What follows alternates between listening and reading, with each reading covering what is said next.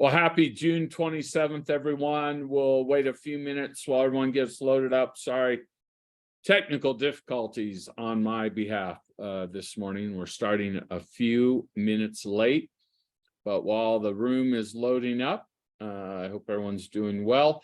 This is the June 27th AES on documentation, how to cover yourself, and we will get started in just a moment.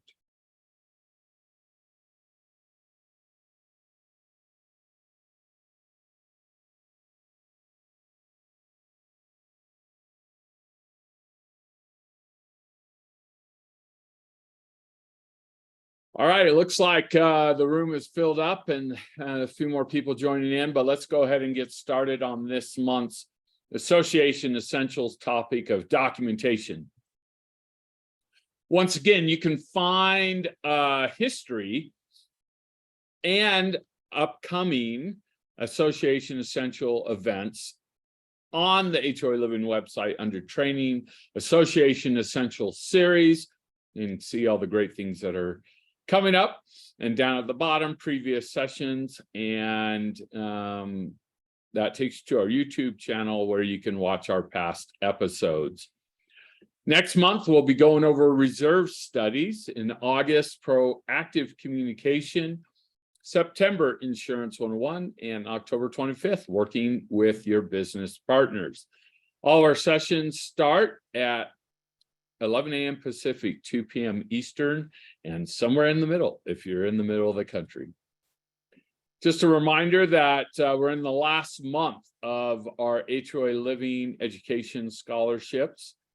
Just a little essay on building community, and we'll be awarding a couple college scholarships next month. So if you know people are interested, grandchildren or children or friends, and they live in an HOA Living managed or affiliated community, they are eligible. Different ways to get information. You can find this also at the HOA Living website, and we hope that you're following us on social media and on the YouTube. Once again, my name is Michael Johnson. I'm proud to be the Chief Executive Officer for the HOA Living Companies. I am a member of the CI National Board of Trustees and a member of the National Faculty. All right, let's jump into today's topic. So we always go back, right, all the time to our hierarchy of authority. And I love Brene Brown. Those of you who follow Brene and her messages, but clear is kind and unclear is unkind. We use that quote in our company all the time. I use it with my kids. I use it with my friends. I use it in my nonprofits I do work with. Clear is kind, unclear is unkind. And when we're talking about association records, we're talking about keeping accurate records because it's vital to how we effectively and adequately operate our associations. The hierarchy of authority, once again, the reminder is the higher the position, the greater the authority. So federal laws trump state laws, and state laws trump your governing documents. Governing documents are everything below, from the plat, the CC&R articles, bylaws, and your rules, regulations, and resolutions. So it's important to know in this association records topic, particularly, what kind of records that you are required to keep for your association. This is a definite state-by-state issue. And just highlighting for the states that we work in, and we realize we have people who watch these broadcasts from all over the country. But the reason we show you specific states is you need to go find in your specific state where the code is that covers the association industry and whether it affects you or not, and what the record keeping requirements are. So just some examples of different states and the sections of the state code that deals with association records. So a lot of this session is best practice and might not be the same as the state law in your state. So understand what the state law is. So when we're looking at association records, we're looking, what are we talking about? Well, of course, those governing documents that are on the hierarchy of authority, but we're also talking about the budget. We're talking about your financial reports or statements, meaning the balance sheet and income statement at a minimum. Definitely the meeting minutes, which are the official record of the corporation. Reserve analysis, reserve studies, reserve anything, and insurance. These are the key 6. So governing documents, right? We want you as practitioners running your associations to absolutely know and understand what the governing documents you have in your association are.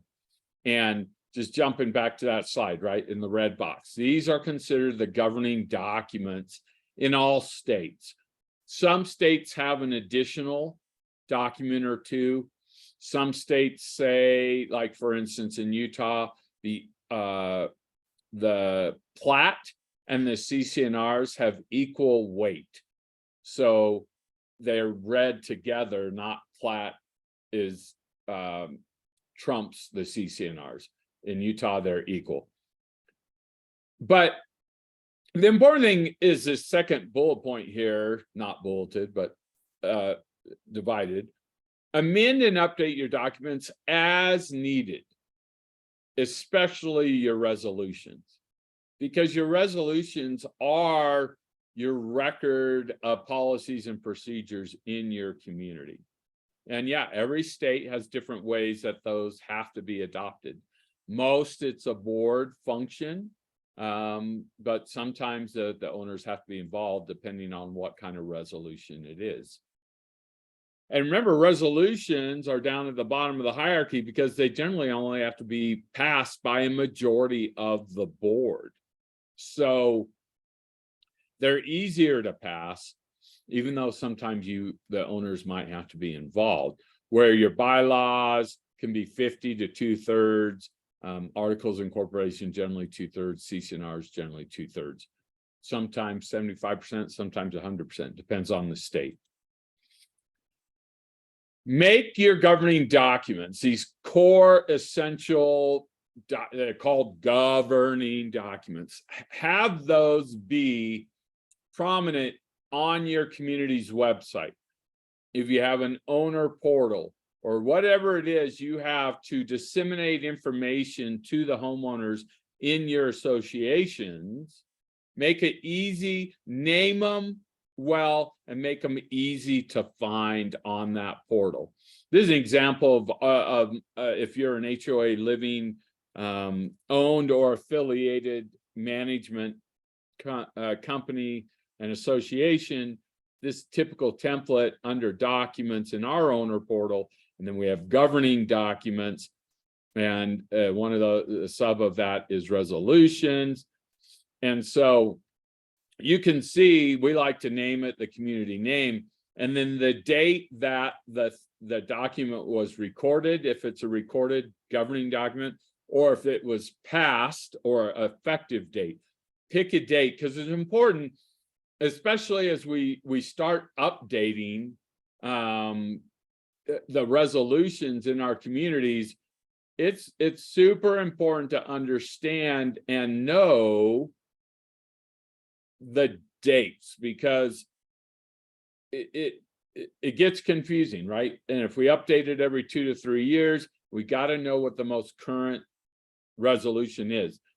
And I would highly recommend that if you're writing an updated resolution, at the top it says updated, and then in the resolution say this resolution supersedes and replaces all previous resolutions about pets, about amenity use, about paint color, whatever. If you're updating a resolution or even an updated governing document, say this is the third amended covenants, conditions, and restrictions, state in there the previous versions and that it's replacing and superseding all those previous versions. Because there are a lot of documents, right? There's a lot of documents out there, and we want the most casual, interested, or the newest owner of our association and new to associations in general. We want them to understand what they're looking for and where they're looking for it.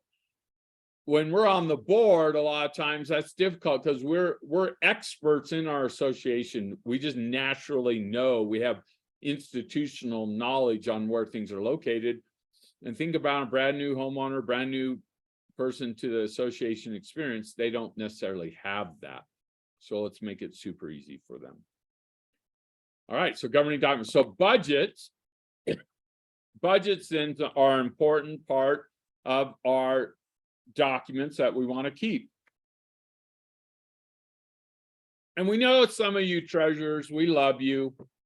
We know that you used to be, a CPA and manage a $400 billion company.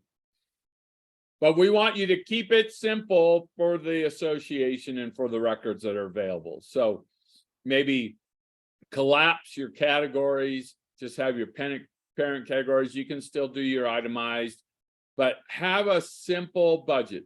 Once again, the simpler, the clear, kind, right?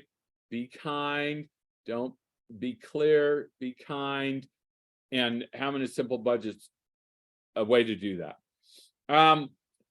This is something that state law definitely says different in every state, but the idea, the industry best practice, is to send the annual budget along with the annual assessment increase letter according to state statutes and governing documents. So your state might not require you to mail it. Some states do require a hard snail mail mailing of the annual budget.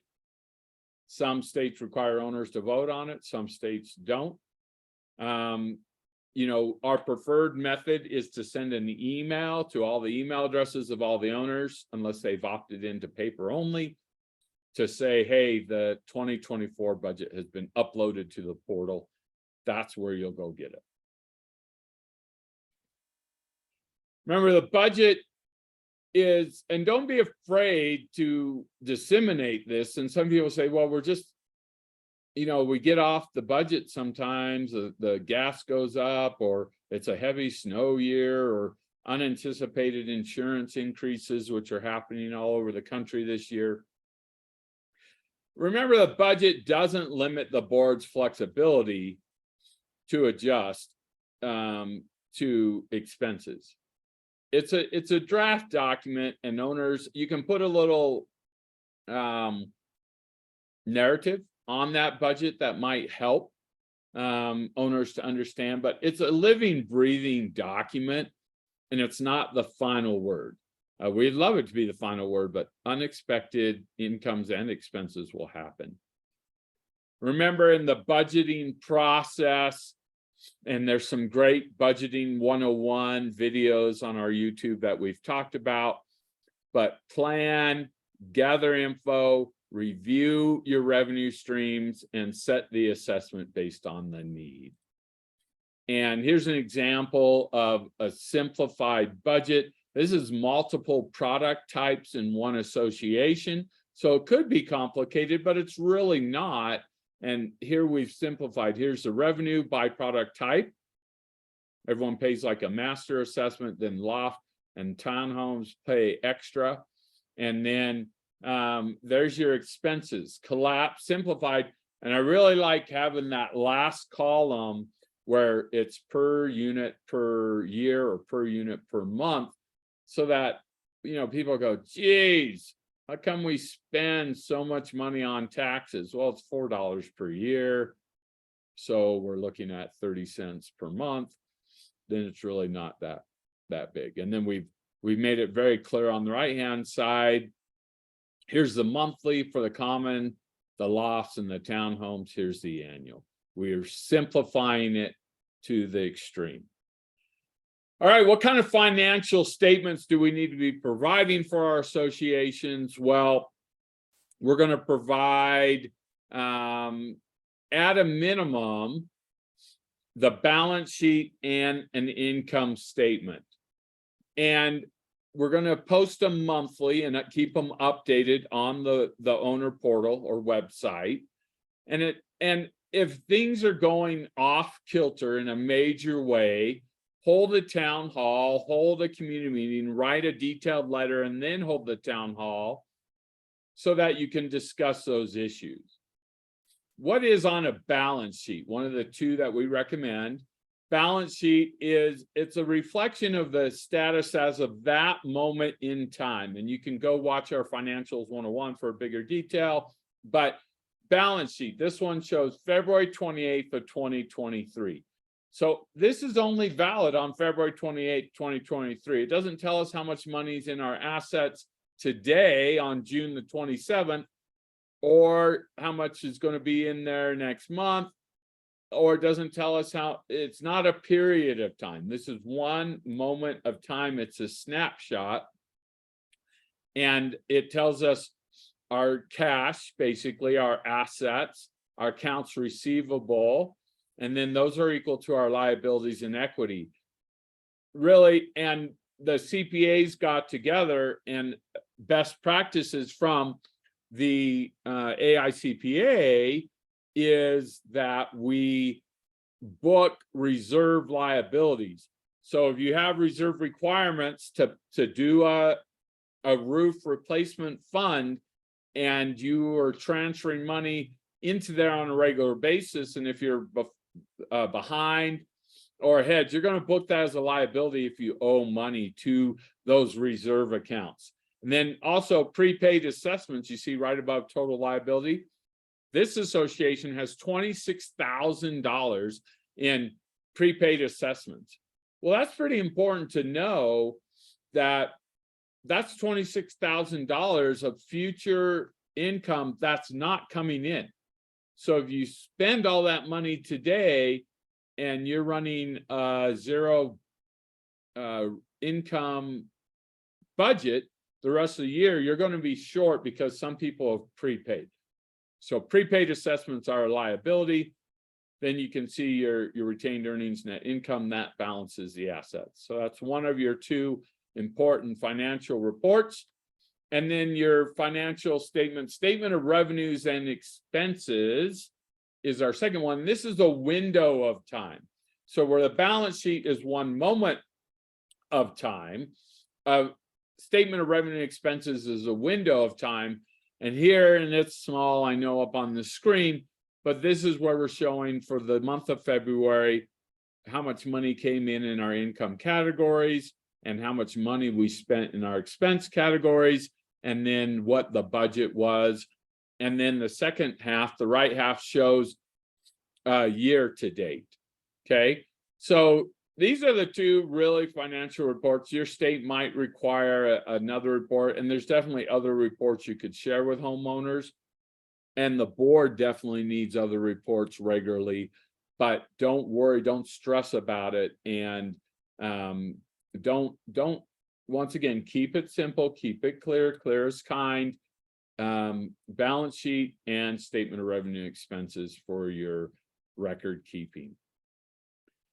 All the meeting minutes, such an important document, maybe the most important, because most of your associations are incorporated, and the official record of an association is those meeting minutes.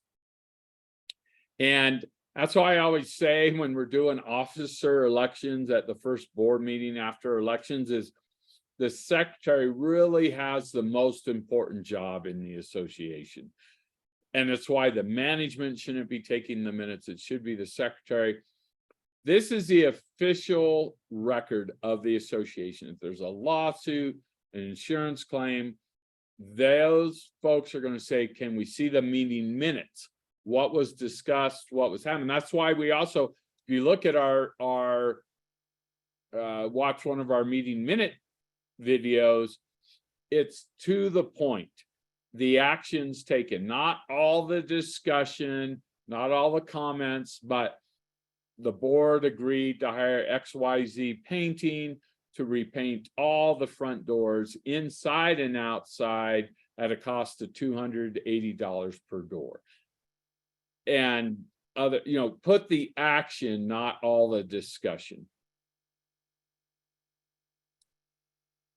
The minutes can be a good community builder. We talk about how we so focused on business and governance all the time. But the minutes help us build community. One, someone can go through the minutes, and some states require most recent annual meeting minutes or the last year's worth of board meeting minutes to be provided to a prospective buyer. So you have an opportunity to make a good first impression with how good your minutes are for your association. Post minutes in a timely manner. So if you only meet quarterly or twice a year as a board, that's okay. There's some associations that can do that. But do you want to wait? Let's just talk about the annual meeting. Do you want to wait a year before those are approved, before you post them? Well, that's, people kind of want to know what happened at the annual meeting prior to then. So you can post a draft copy of your annual meeting minutes shortly after the annual meeting, maybe after the board can review some draft at their next board meeting, and just say, this is a draft version, it'll be approved at next year's annual meeting, but we wanted you to see what happened at the meeting. You can do that on your monthly and quarterly meetings as well. So post minutes in a timely manner, and especially after they're approved, get them right up there. Provide community updates. That's how people really know how their money's being spent and what's going on. And then invite feedback, especially on those draft minutes, to say if you have any changes or any questions about what you see in the minutes, here's who to contact. So once again, the meeting minutes are an official record of the board's actions. Only include those decisions that are voted on. A lot of states and governing documents, even if state statute doesn't require it, a lot of decisions are made via email or outside of the actual official meetings. Law, statutes, and governing documents will require those actions to be ratified or solidified in the next meeting's minutes. So that's what that third check mark's about. No personal confidential information. If you're talking about collections or violations or HR matters or legal matters, do those in executive session and don't have them be a part of your posted meeting minutes. Here's a format. Use your agenda for the meeting as a template for the minutes. And this is an example of a timed agenda, which if we want to have shorter meetings, we put a time on there. Time can only be extended by a supermajority of the board agreeing. So this helps us move meeting times along sometimes. But use that. It's really easy. You can use that as a template after each issue on the agenda to put what actions were taken. Oh, our good friends, the reserve study, or the reserve analysis, as some states call it. This should be a part of your community records and documents that you need to have on hand. Every state has different rules for how often reserve analyses are done, who they have to be done by, what they have to include, and so know what your state statutes are. Post the reserve study, even if it's an analysis done by the board, if your state allows that, post that on the website for all owners to have. Really, this is your main ticket, right? Your expensive part is all these main capital replacements over the years of the association. So have it out there and review with the owners each year. Some states, it's required to discuss the reserves at the annual owners meeting, even if that's not a statute requirement or a requirement in your governing documents. Absolutely make that a part of your annual meeting to review the reserve analysis for your community and give an update on the status. I will say that there's a state that's slipping my mind now, but my work on the National Government and Public Affairs Committee that I currently sit on, some state, sorry, it's slipping my mind, has just passed a law this last year that associations have to be 100% funded in the next couple of years. So millions of dollars in reserves have to be set aside soon. They know associations are going to have a hard time hitting it, so they're working with their legislature. But that state's legislature, and it's not Utah, Idaho, Louisiana, Arizona, it's not one of these, but they're required to have that done shortly. And well, they'll have well-funded reserves, but there's going to be a financial hit in the interim. So reserve study is a formalized analysis of the reserve capital needs in the community, in-depth evaluation of each of those physical components and how much it will cost to replace them when their useful life is done. In the reserve study is how they need to know, and there's professional companies that do reserve studies, and CAI has a designation, the RS designation for reserve specialists, that we highly recommend. But when you're putting this together, you want to know how much is already in your reserve fund, how much should you be saving each month, reviewing the governing documents for requirements.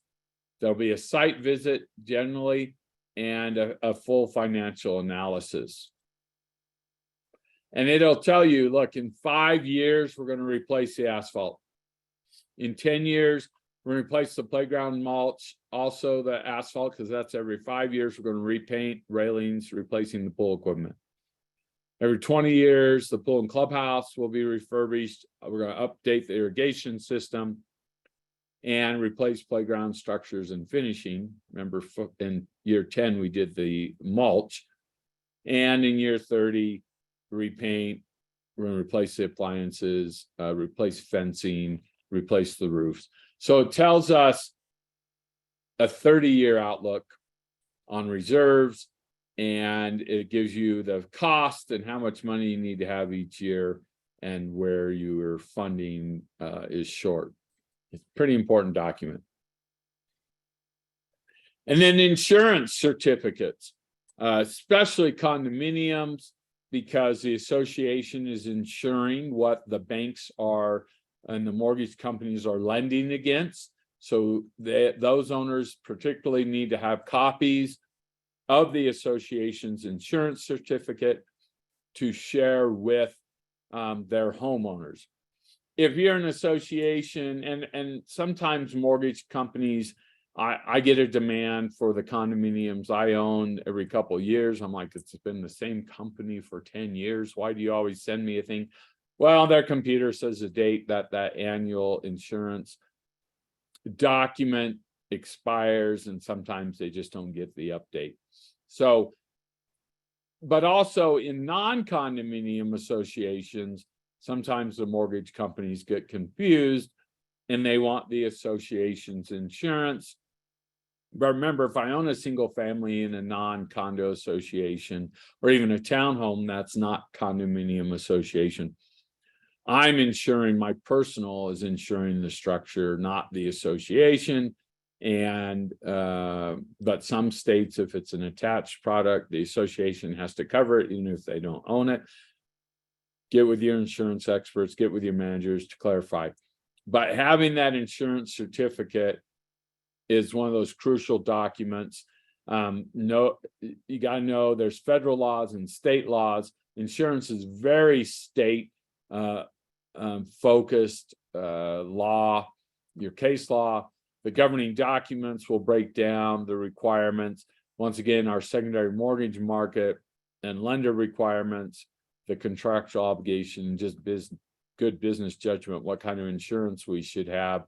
And then you have that insurance certificate, which I don't know if you're not seeing it either, but all my little pretty graphics that are on my lectures version are not popping up. But imagine a pretty gray certificate under the words insurance certificate on your screen. But make sure you post a current certificate on your portal website and communicate the deductible responsibilities to owners. What are we talking about? Well, if I'm in a condominium or townhome and the association is covering my entire structure, there might be a $10,000 deductible on the policy, and my community CC&Rs or resolution might say that I, as the owner, am responsible for the deductible. So that's $10,000. Your owners need to know that. And here's a typical insurance certificate.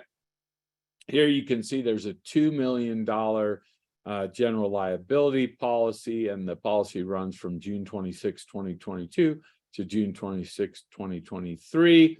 And then down at the bottom, you can see that there is $75,878,700 in building coverage provided.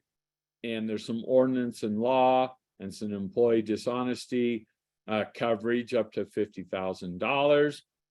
And you can see right there in the bottom right, second to last box, the deductible is $10,000. I wouldn't say you need to send this certificate to everyone in the association annually, but we get a lot of calls about this, and we try to keep them updated on the portal as fast as we get them, and it answers a lot of questions for people. Plus, people just need to have that peace of mind, right? That comes by knowing the association is insured.